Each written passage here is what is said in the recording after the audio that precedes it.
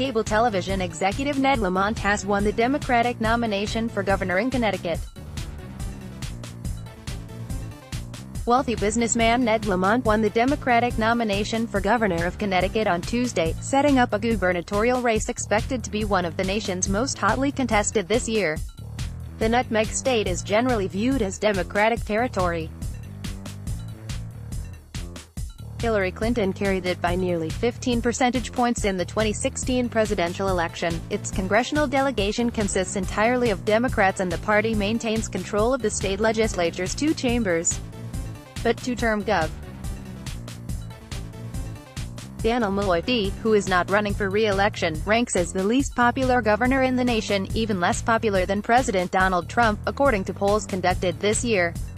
The unwelcome distinction gives Republicans some reason to be optimistic about their chances of retaking a governor's seat in a particularly challenging election year, one that has been marked by growing talk of a blue wave in November. Republicans are also looking to capitalize on the state's lagging economic growth.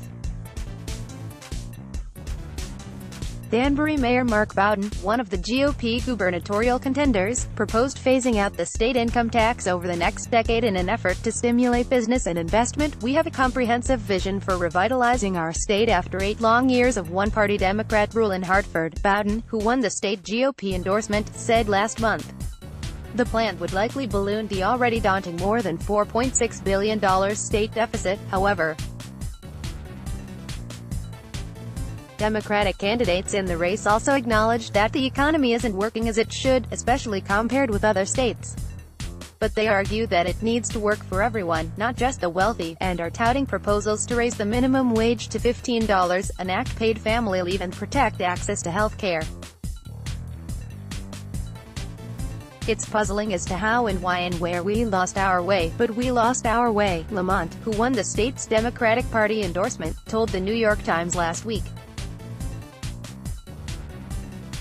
Lamont rose to national prominence when he defeated then-Sen. Joe Lieberman, D-Con, in a 2006 Democratic primary, a snub that was largely attributed to Lieberman's support for the Iraq War, though Lieberman went on to win re-election in the general election as an independent candidate.